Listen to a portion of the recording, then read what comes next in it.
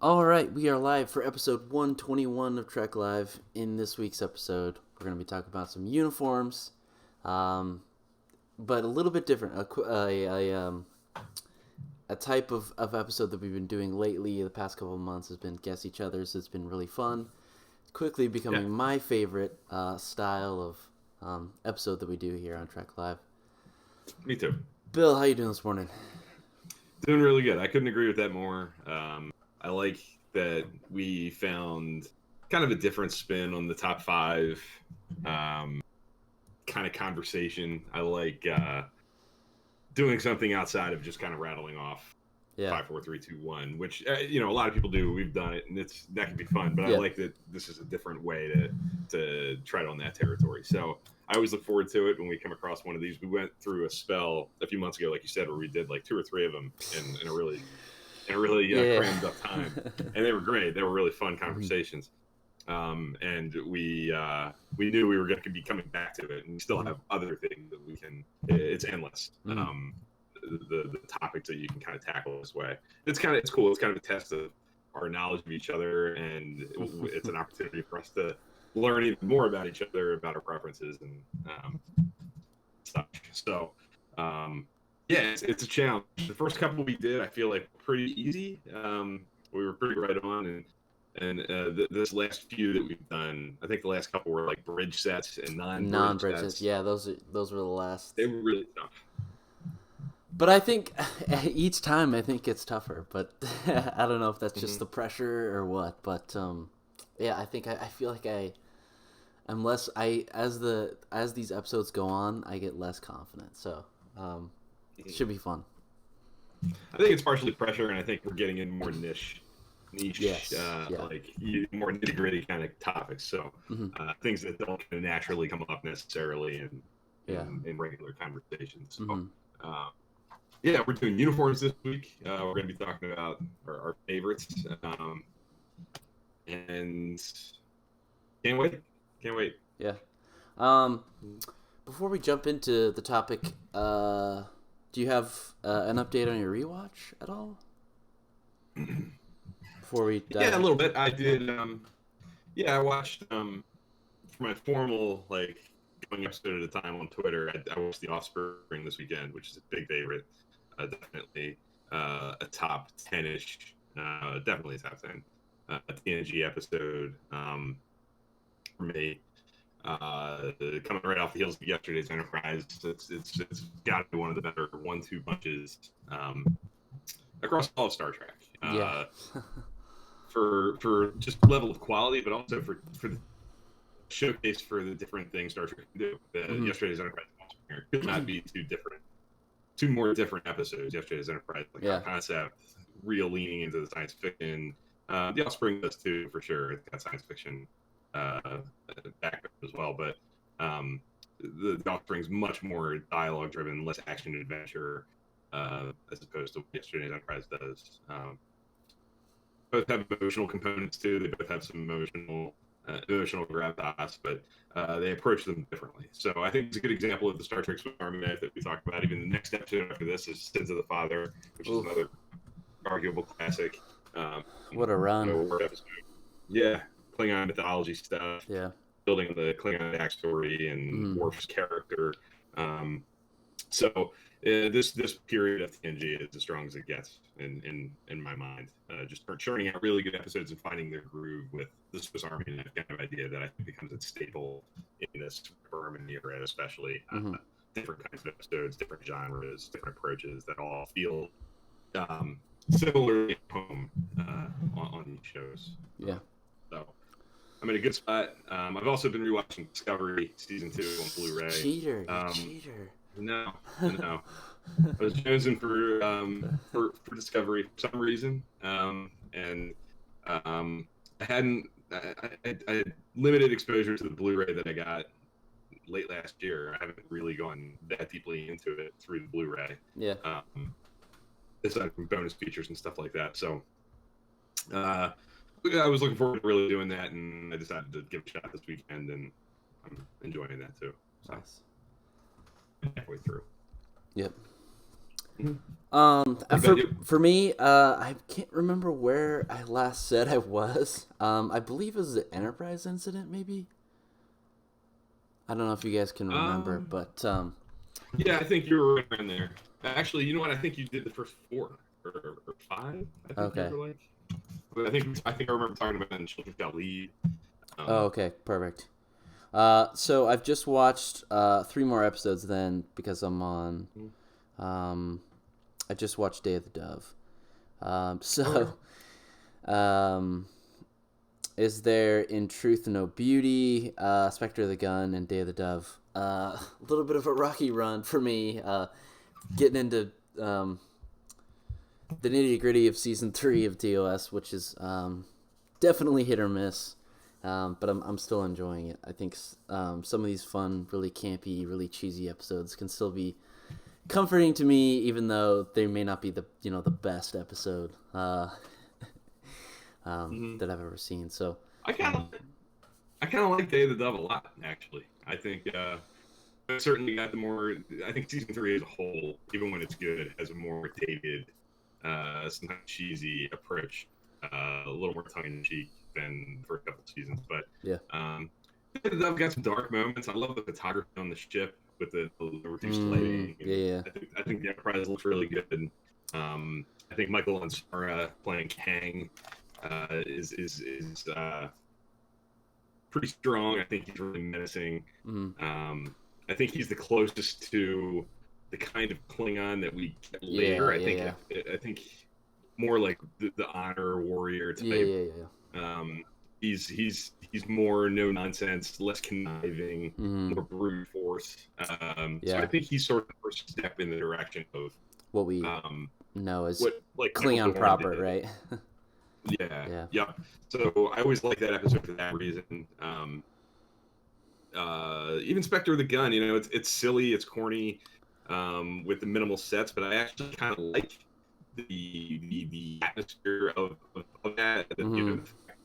They're part of the story, and the characters see the half completed minimal sets as much as we do.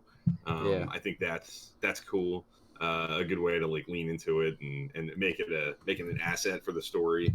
Um, there's some cool photography in that too. I always like the shot of the four faces, like at the shootout at Mm, the end, yeah, like lined up with the yeah, really moody lighting. yeah. Like there's some decent camera work and direction that comes out of these episodes. I think the beginning of season three works a little better. I think as you keep going and you get into the back half, you'll Yeah, I'm find it just even I'm more just scrolling inconsistent. through the episodes and I'm like, some of these I don't even remember, but Yeah. we'll see.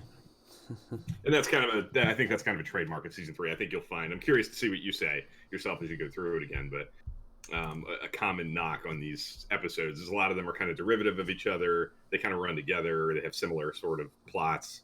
Um, Very and forgettable episodes. yeah, Just call it what it they're is. call it what it is. Yeah, Yeah. especially from like the midpoint on. I think there are a bunch that are really like that. So um, curious to see what you think as you keep going. But you're getting there. You're getting towards the end. You're almost at the like the halfway point. It's a 24 episode season, Yeah. so once you get to 12, you're into the last half. Which I'm kind of really excited about because I'm not. I mean, I like TOS, but I'm really jonesing for some Deep Space Nine. So I'm really excited to kind of wrap TOS up a little bit.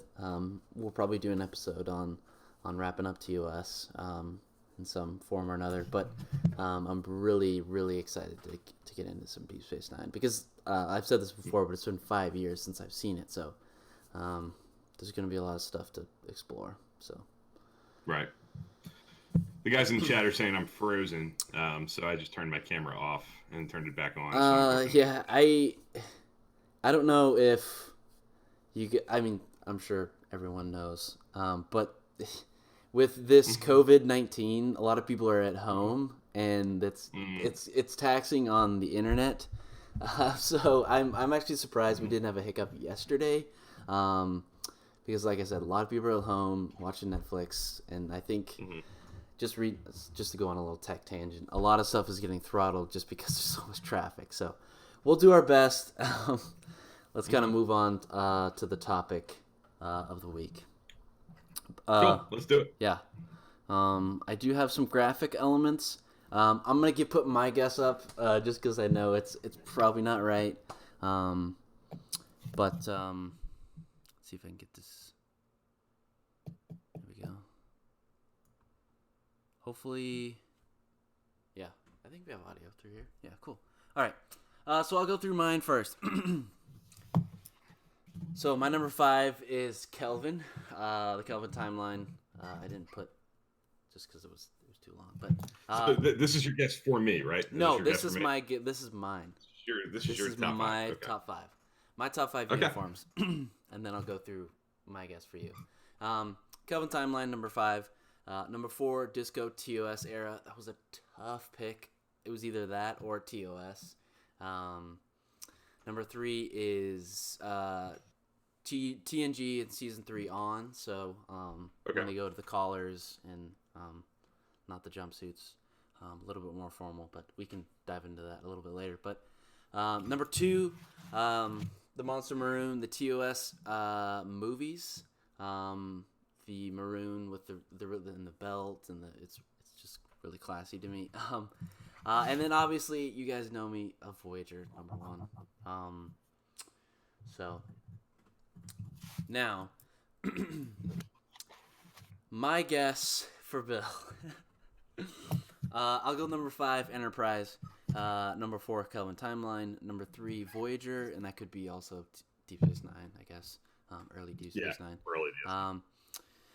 Number 2, Disco era, TOS. I don't know if about that. And then TNG season 3 onward, the collars, not the jumpsuits. That is my guess for Bill.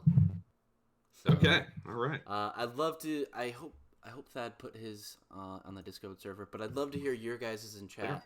Rob, Adam, whoever else is here. If anybody's lurking, yeah. Definitely put yours in the chat. We'd love to hear from you guys. So, do you want me to give you my guesses for you first, or how do you want me to go? Or do you want to talk about your choices? No, let me just get everything filled in. And then I'll update the graphic, and then we can talk about everything. So, give me either of yours. I'm gonna go with your guesses first. My guesses for you. Okay. Okay. It's a mixed bag. I'm not completely right here, but my number 5 for you, I had the TNG movies and late DS9, so the gray top. That was probably my 6th. Okay. Yeah. Number 4, I had Voyager early DS9, so I was okay. I overcompensated and thought he's not going to put that at 1. Out of I don't know why, but 3 I had the TOS movies, the Monster Maroons. Nice, good call. 2 I had the Enterprise jumpsuits, which are not on your list, so that's where they're not. And number 1 I had the Kelvin 09 Into Darkness, specifically. The original Kelvin timeline Starfleet uniform.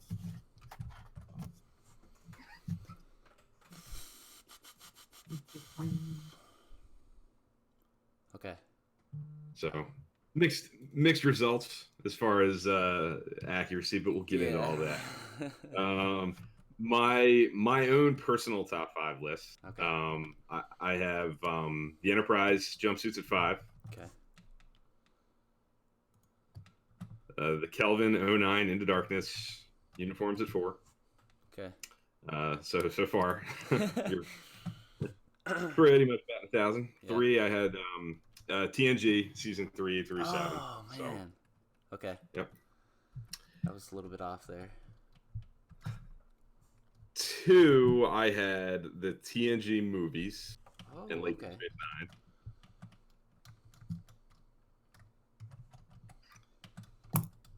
And 1, I had the TOS movie Monster Maroon as my favorite. All right.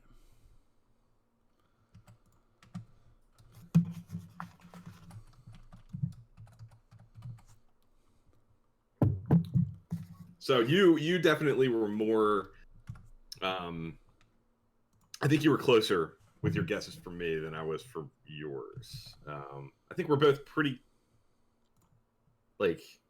Do we each get 3 out of 5? Maybe I think so. 4 out of 5. I mean, just, You got 4 out of my 5. but they weren't in the right spot though. Well, 4 and 5 were. Yeah.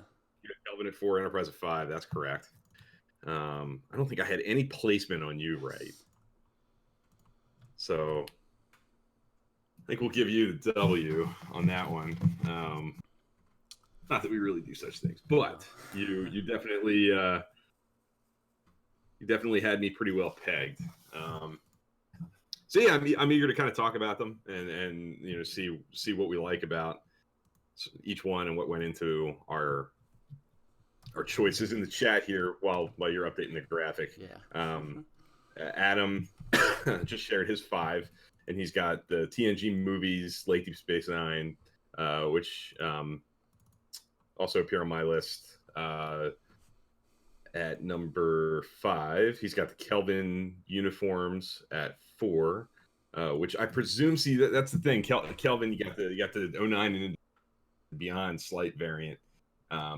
So Adam, I'm assuming you mean 09 into dark. Early Kelvin for me. Early Kelvin, yeah. 3, he's got the Enterprise jumpsuits. 2, he's got TNG. 3 onward, and 1, he's got Voyager / early Deep Space Nine. So the mostly black colored top bar with the purple undershirt. So hopefully, Rob, if you're hanging in here, share yours. And we do also have I do have Thad's in the Discord chat, which I'll read right now. Rattle that before off. we get into all of ours, just so we share his as well. Thad chose the Kelvin. Wait, Go ahead. Sorry. Back up. Why do we want Thad's? We want Thad's because he owns most of these. Yeah.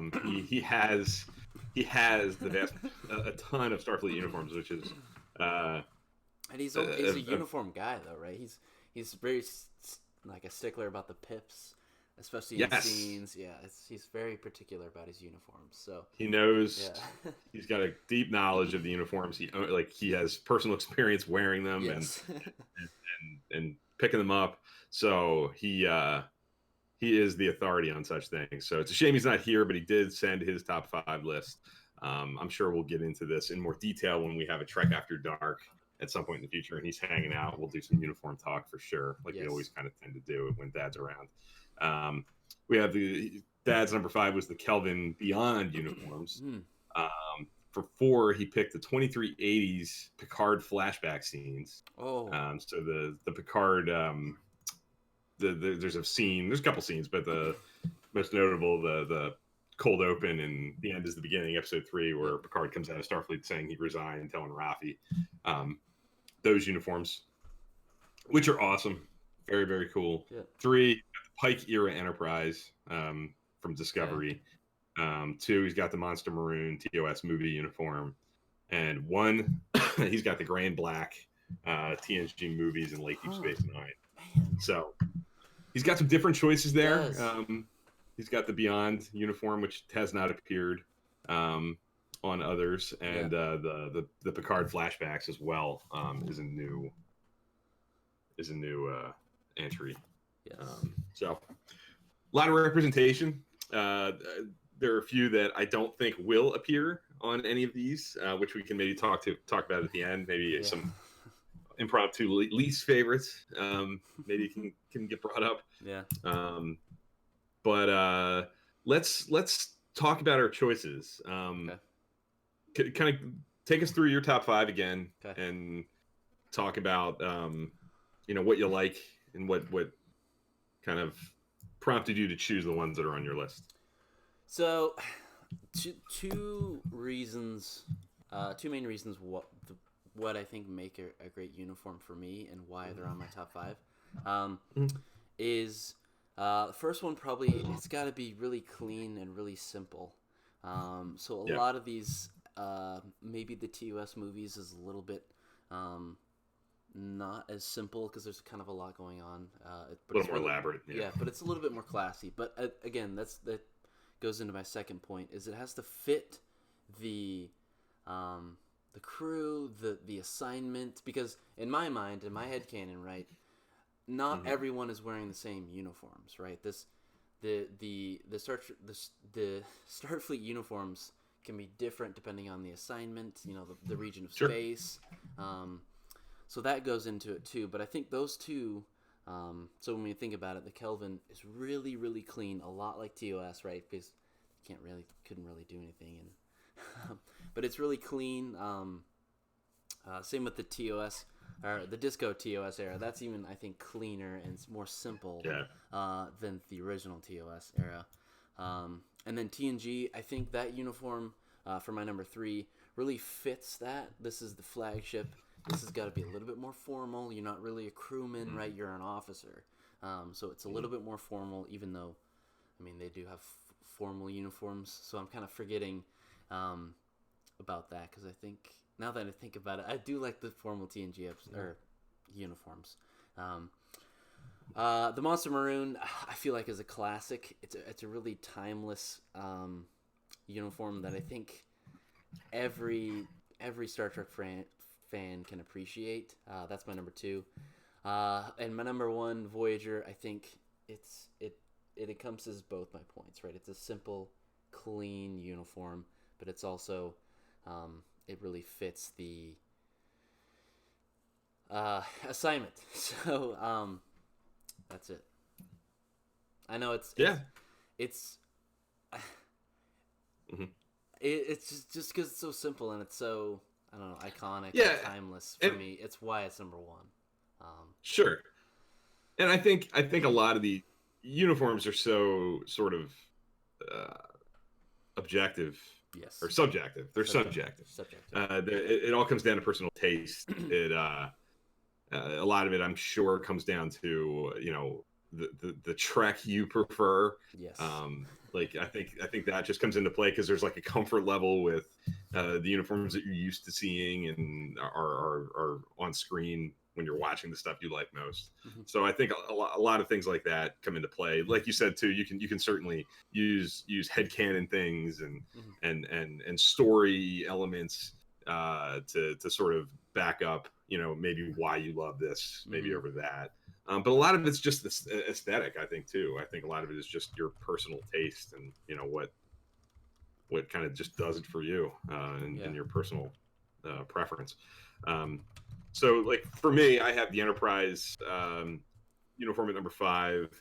I'd credit that for finding a way to do something kind of radically different while maintaining some degree of Star Trek Hmm. ness. It's so minimally Star Trek, really, other than like stripes with the uniform division um, identifier. I remember being really excited when the show was coming out that they were actually going back to the TOS Command Gold. Like that was not necessarily like that had not been done before. We hadn't seen Command Gold since Yeah. 1969 with West leaving. So that Yeah. was Yeah. kind of a big deal at the time, and it was like, wow, they're really doing that. That's really neat. Hmm. But I like the kind of connection with they're closer to like a NASA jumpsuit than anything we'd seen in Star Trek. So I thought that was like perfectly in line with the prequel idea. They had been selling the show, and they always kind of did that. These characters are closer to us than they are to Hmm. Picard. So it's I think the uniform represents that pretty well. I think it fits the tone of the show. It's a little more down and dirty, gritty. They have pockets, they have zippers everywhere to put things, and Hmm. it's a little less clean. Um, I chose the Kelvin uniforms for four. I think especially the early ones, the TO the '09 Into Darkness versions are such like perfect updates of the original TOS uniforms, Yes. making them a little bit more sleek, a little bit more modern, but completely maintaining the bright colors, the '60s sort of um, color TV aesthetic of the uniform. Yep. They found a way to bring that into into the modern world without radically changing it, which was really neat.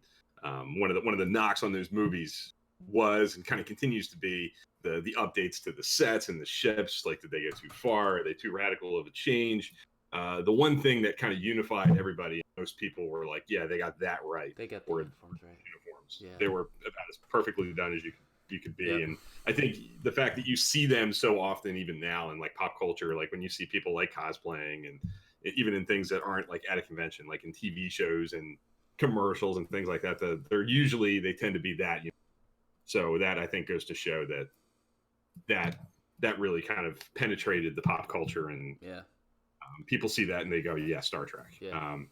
So that's undeniably successful. I love the Beyond version too, but I think the original iteration from 09 and Into Darkness is some of the best costume work Star Trek's ever had. Yeah. TNG season 3 through 7, I think you kind of said it, I think, perfectly. At home on the flagship of the Federation, when you envision like the line officers on the flagship, I think, especially when you watch the show in high def, the uniforms are so like properly like straight and like I think it really pops in HD, like how formal they actually do kind of seem. They're heavy. They're really substantive. They're. But what I love about it is they are really kind of close to the TOS idea. Like it's a nice update. Like they obviously switch the colors around a little bit and there's more black, but keeping the very colorful, finding a way to make that work on a more modern TV show 20 years later, where selling color TVs was not such a big, thrust of the design of TV shows anymore. Yeah. I think they found just the perfect design to make that work, and I think it's also a huge improvement over the One Piece, more spandex pajama look in the first couple of seasons. I think the notable improvement also gives it bonus points that it also represents like we've talked about on the show, talking about the third season of TNG. I think the move into those uniforms kind of represents like the move into the more serious TNG. The more, like the uniforms get more serious, they get more formal, they get more substantive, and so does the show. So I think that factors in for me. Late TNG, the TNG movies, late Deep Space Nine uniforms, I think they're unique in that they're not. They do the opposite of what I just talked about. They kind of minimize the color. You only get color on the collar, the undershirt, which I think was kind of a radical change to bring into like the movie universe going into First Contact. I think the desire to move away from like blasting the screen with color was the thrust behind that design. But I like the uniformness of it. I think it kind of puts everybody on an even playing field with the uniforms. And they just look serious. They look, I don't want to say like militaristic, but they're a change of pace that I feel like was a pleasant shift at the time. Different look, and like with the shift in tone that you kind of get with TNG when they change uniforms in season 3. I think when Deep Space Nine shifts into those uniforms, you even sense a step up in seriousness on that show. Like now, that's when we're kind of getting into it. Happens like a few episodes into season 5 as we're getting really kind of close to real conflict with the Dominion and soon to be actual wartime. Those uniforms kind of represent the step into that kind of even more serialized, more serious wartime kind of storytelling. And then the TOS movies are the ones that, of all of these, I think are the most different, which is kind of it makes them like there's no color. No, not the motion picture. True. I mean, yeah, they are different, but even there's so many variations on the motion picture ones. Like they're so non-uniform, short sleeves, long sleeves, heavier, lighter. Like there's they're kind of all over the place. But the TOS movie uniforms are so much more formal, so much less colorful. Like they are, I mean, they're red, but they're all the same color. There's no real differentiation of divisions. The undershirts are slightly different colors. I know that. You know, the Spock's undershirt in 2 is different than McCoy's undershirt. Yeah. So the divisions are actually more like there are more division variations on those uniforms, but they're much more subtle. The uniforms really blend together much more. So I think they stand out because for me they are so different, and they represent again like the shift in tone from TOS motion picture into the Wrath of Khan, and kind of Star Trek kind of maturing into this new thing that's going to kind of spawn everything that comes later. You know, I think of, you know, Wrath of Khan, Star Trek 6, wearing those uniforms. Because, you know, for a lot of them, even you think of them as TOS movie uniforms, but our crew, for a big chunk of Star Trek 3 and pretty much all of Star Trek 4, they're not wearing them. So you only really see them like in these uniforms from beginning to end in 2, 5, and 6. Yeah. For little slivers of 3 and 4. So people, and they are. I mean, they're on Starfleet officers all through all those movies, but our crew, Kirk and company, are not necessarily in those uniforms for the duration of all those movies. But yeah, they've always been a big favorite for me for being as different as they are, but still managing to feel appropriate and at home. Yep. Yeah.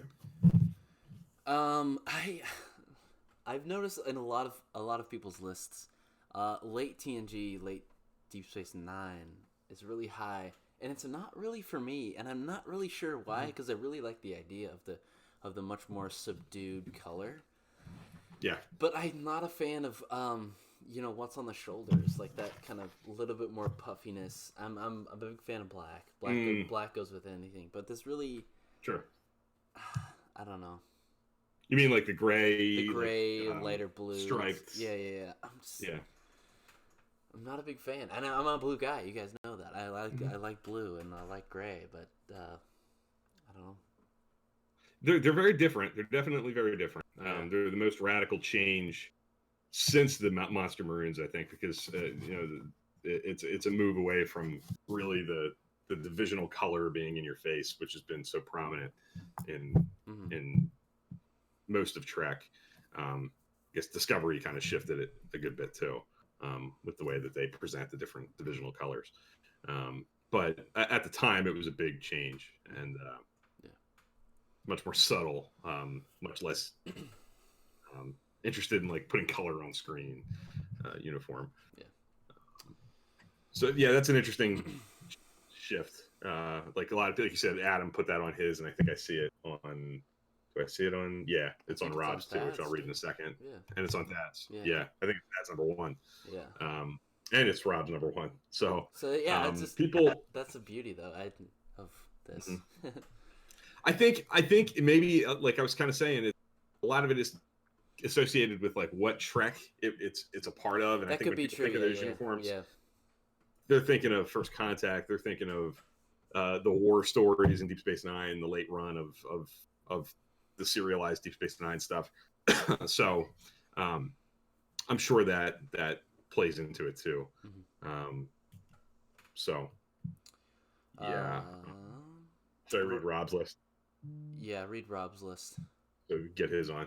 He's got the Monster Maroons at 5. He's got late TNG, later 3 onward TNG uniforms. Discovery uniforms at 3, which is the first mention of them, which I also love. I got, especially as I'm watching it this weekend, I'm finding that I like them even more. Voyager DS9, your number 1 choice, is his number 2, and then the Deep Space Nine, late Deep Space Nine, First Contact movie, TNG movie uniform. That we were just talking about, number 1. He's also quoting special mention to the uniforms from Voyager's Drive. I love those episodes, and I thought about putting that on my list, but I wanted to save. There's a few other uniforms that I wanted to save because I feel like the natural progression from this against each other's, it's one-off uniforms. So I think, that might be a topic down the road, so I kind of saved that. But that I do love those uniforms. So Yeah, they're cool. They're definitely a fresh take, different look that we only get once. yeah, It's only once, right? I think so. He also asks a good question that I think we should talk about. Which ones are the most comfortable, do you think? That's a question for Thad, since he actually wears them. Comfortable, yeah. Which ones do you think look like the most comfortable to just kind of do a job in or hang out in?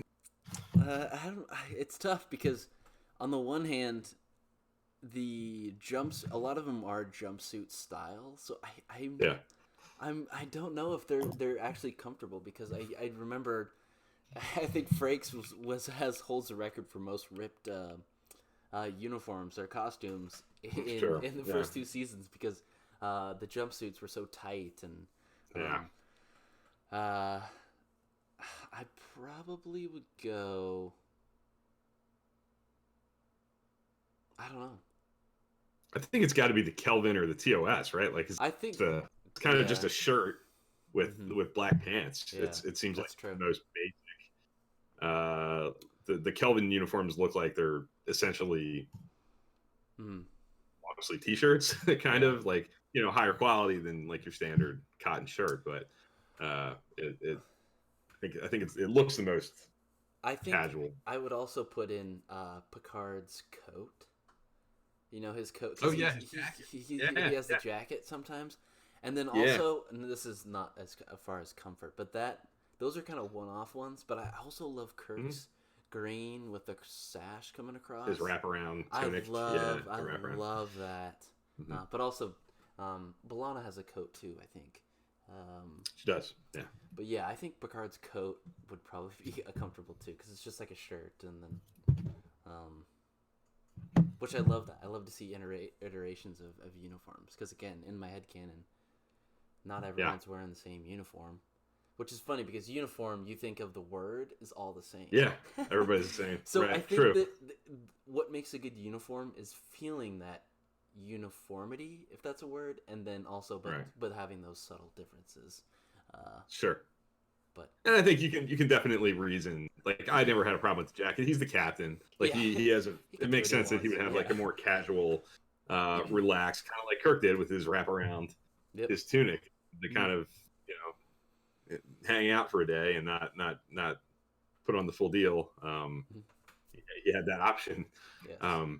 That kind of makes sense to me, and I never had a real issue with it. But I do like the jacket that Picard wears. I think, if I remember correctly, I don't remember specifically where I saw him say it. It might have been on Twitter. Maybe it was in one of our streams. I think Dad hates that really? that jacket. So if we'll have to touch base with him and ask him.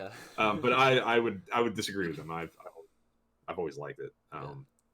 He doesn't wear it a ton, but a good bit, like a handful of episodes here and there. And same thing. Kirk's wraparound, especially in season 2. I feel like he's in that a good bit.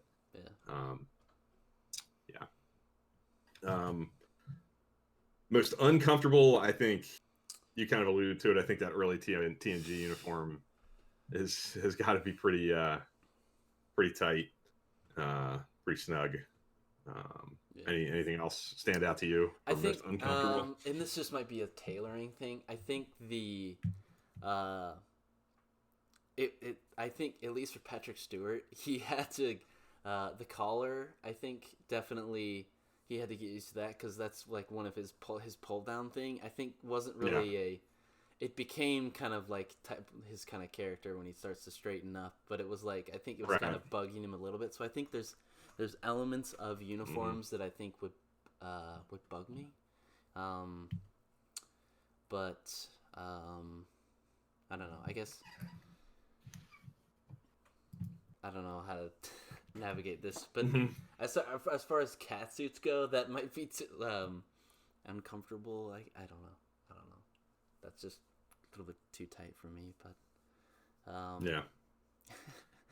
agreed. Yeah. Adam wants us to talk about the scants. I don't have a whole lot to say other than they're an interesting choice. I think they would be comfortable. I know they are tight up front, but down low, I think they would be like I don't know if you guys I've tried a kilt on that style, and it's actually pretty comfortable. So I mean, it is. It may sound ridiculous, but I think it would be comfortable. You could do worse. Yeah. Probably more comfortable than the One Piece. Yeah. I'd rather wear the scant than the season 1 episode uniforms. Or season 1. Season 1 TNG. Yeah. TNG Like you said, Rob mentioned the special mention to the uniforms from Drive. That's definitely cool. I agree with that. The dress uniforms from Insurrection on the white. You see them in Nemesis too at the wedding. Oh yeah. I do a little like, bit in Deep Space Nine. I do like when they dabble with white. I will say that. Yeah. I also do like. There's a lot of dress uniforms that I do like. I love the TOS era with all their medals and stuff, and then that's cool. TNG dress uniforms. I like, but they are also a little bit. I don't know. Not as I don't know. I like TOS era. More dress. Yeah. The TOS dress uniforms are probably my favorites. I would thinking of like Journey to Babel. The crew lined up in them is pretty good. I saw something. Talking about white. I love Kirk's Admiral uniform in the motion picture. That's definitely one. When he steps out of that. That little shuttle at the beginning of the motion picture and his like character reveal in that movie. That is a cool uniform. That's the best piece of costume in that movie. Because everything else is so all over the board. It's really naval and it's really nautical. But yeah, his Admiral uniform. Whew. Really nice. Really nice. Yep. Agreed. That's a big favorite. Yeah. They bring it back a little bit in 09 with Pike in the chair at the end. He's essentially wearing the same uniform at the end of that movie. But it's introduction in the motion picture definitely is a highlight. I even like I'll save it because we might do one-offs. There's other things popping into my head, but I'm not going to bring it up now. We'll hit them later. But there are a lot to choose from. I'm trying to think, what did we not talk about? The uniforms that we didn't mention at all. I guess like the Discovery ones.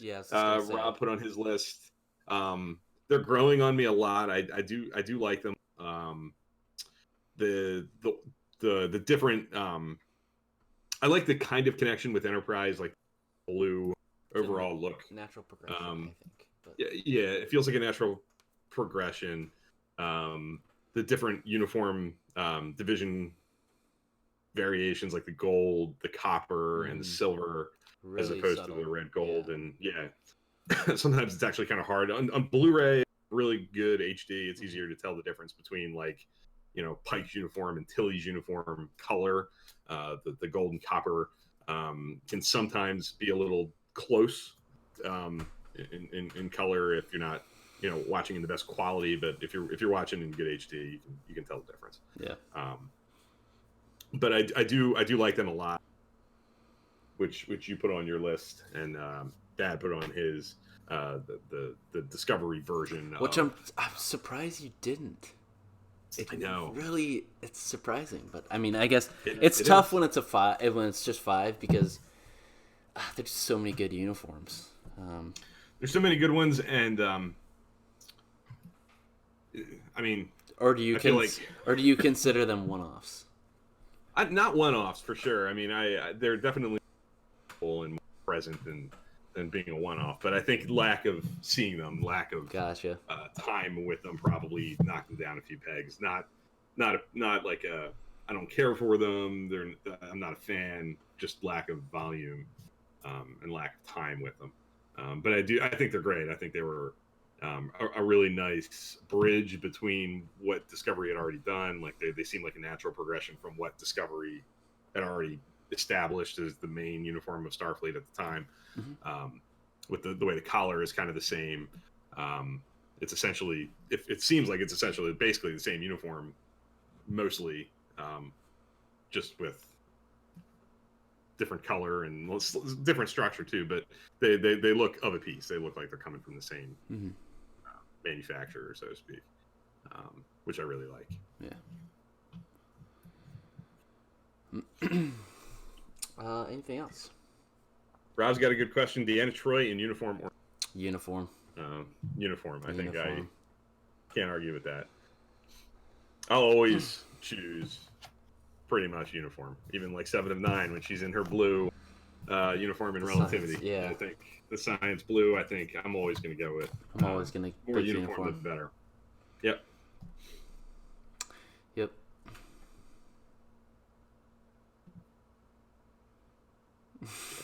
Yeah, exactly. Adam. Yeah. He knows. Yeah. But anything else that we kind of want to touch? I think we've hit just about every uniform there is. I think so. And yeah, I don't think we left any not talked about. Yeah. So. I'm kind of slacking on. I don't have any Star Trek content to mention per se, but yeah, I listened to something.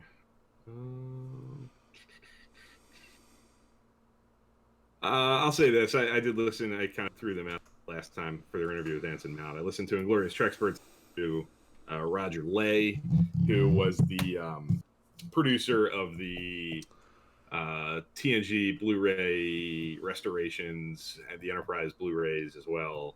So he talks a good bit about the background of that project, the sort of the size and the scope of what went into all of that. Yeah, I found that pretty interesting and definitely worth a listen. But I too have been kind of moving slow with my Star Trek listening. Sadly, other events have occupied my attention, unfortunately, which is probably not a good thing for my mental health and sanity. I probably should be listening to more Star Trek content. Yeah. But I'll have to make that admission in the weeks ahead. I think I'm going to need to. So. Yeah. Rob mentions 10 Backward this week, and Trek FM's The Line. In-depth discussions on Picard. I kind of always throw that out there. You know, we talked about that a little bit last week. The wide range of Star Trek Picard discussions and yes, the kind of the mixed, some of the positives and negatives to consuming maybe too much of that. Which again, I think conversations. This, I think back. This always happens. Usually at the end of a season, I get a little bit burnt out. 7, 8, 9, as far as episodes. Get a little bit of burnt out, and then my patience wears a little bit thin. So I just got to remember. Yeah. The line I find typically pretty fair, pretty positive on most levels. So I do go to that fairly often. I can't say I listen every single week. Kind of depends on what I have going on and what's occupying my attention. But yeah, I do keep up with that. I listen to them most of the time. Okay, I think we should wrap it up. So, speaking of Star Trek content, we will still keep going, even at the end of this as season of Picard, and moving on post Picard. We'll still have some Star Trek content, Trek Live, and Course Heading. The COVID-19 stuff will probably not hinder too much, maybe internet quality, but we'll still keep coming. We might keep trying with all of our avenues to keep the discussion going. So you guys know the drill. Doesn't have to stop here. Twitter and Discord, probably the two big ones. Then we also have Facebook, but you'll easily find us. Yeah. More easily find us on Discord, Twitter, and I'll put in a little plug for now that pretty much everybody in the world is on relative lockdown. If you find yourself wanting to talk Star Trek, if you want to connect with Star Trek fans on a more personal basis and have more instant access, casual conversations, or watching this and that sounds good to you, send me a DM on Twitter TrekFan4387, and I can get you invited into our modest but fairly active Discord server with a good group of people who like to talk Star Trek and check in on each other and share what we're watching and what we're thinking. I'm happy to invite pretty much anybody in. So if that sounds good to you, if that would be beneficial to your mental health during these difficult times, hit me up on Twitter, TrekFan4387. I'll get you in. And we have Trek After Dark.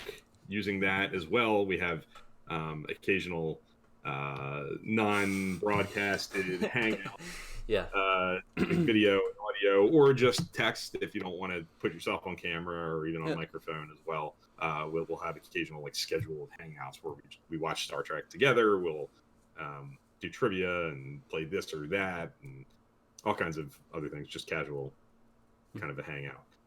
So being in the Discord server gives you access to those things as well when they happen. Yep. So what you're saying is they have your permission to slide into your DMs. They have my permission to slide into my DMs. For sure. All right. I think let's end it here. We'll see you guys next week. Yeah. Thanks, everybody. Thanks, Adam. Thanks, Rob. Take care, everyone. Yep. See you guys.